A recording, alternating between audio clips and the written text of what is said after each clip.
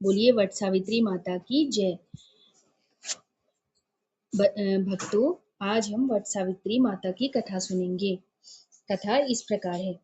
मद्र देश के राजा अशुपति के पुत्री रूप में सर्वगुण संपन्न सावित्री का जन्म हुआ।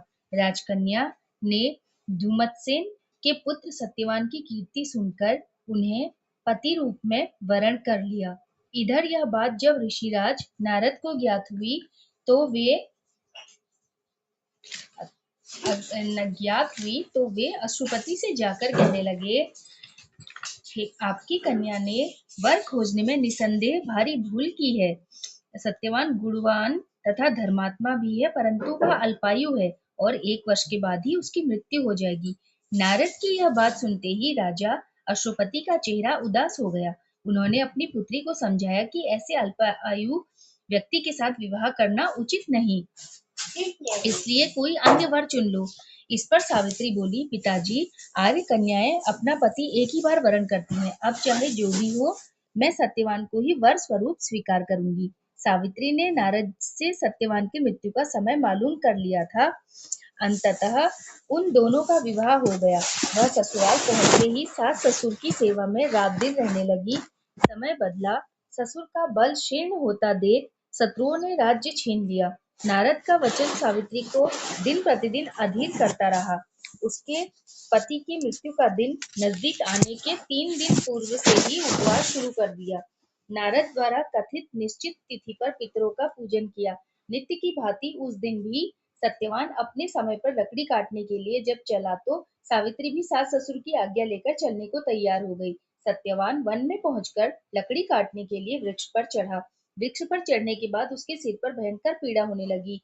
वह नीचे उतरा। सावित्री ने उसे बड़ के पेड़ के नीचे लिटाकर उसका सिर अपनी जांघ पर रख लिया। देखते ही देखते यमराज सत्यवान के प्राणों को लेकर चल दिए। कहीं कहीं ऐसा भी उल्लेख मिलता है कि वृक्ष के नीचे लेटे हुए सत्यवान को सर्प ने डस लिया था। सावित्री सत्यवान को वट वृक्ष के नीचे ही लिटाकर यमराज के पीछे पीछे चल दी। पीछे आती सावित्री को यमराज ने उसे लौट जाने का आदेश दिया। इस पर वह बोली, महाराज, जहाँ पति वहीं पत्नी, यही धर्म है, यही मर्यादा है। सावित्री की धर्मनिष्ठा से प्रसन्न होकर यमराज बोले, पति के प्राणों के अतिरिक्त कुछ भी मांग लो। सावित्री ने यमराज से सास ससुर के आंखों की ज्योति और दीर्घायु मांगी। यमराज तथास्तु कहकर आगे बढ़ गए। सावित्री भी यमराज का पीछा करती रही। यमराज ने अपने पीछे आती सावित्री से वापस लौट जाने को कहा तो सावित्री बोली, पति के बिना नारी के जीवन की कोई सार्थकता नहीं। यमराज ने सावित्री के पति व्रत धर्म से खुश होकर पुनः वरदान मांगने के लिए कहा। इस बार उसने अपने ससुर का राज्य वापस दिलाने की प्रार्थना की। तथास्तु कहकर यमराज आगे चल दिए। सावित्री अब भी यमराज के पीछे चलती रही। इस बार सावित्री ने यमराज से 100 पुत्रों की मां बनने का वरदान मांगा। तथास्तु कहकर जब यमराज आगे बढ़े तो सावित्री बोली, आपने मुझे 100 पुत्रों का वरदान दिया है, पर पति के बिना मैं मां किस प्रकार बन सकती हूँ?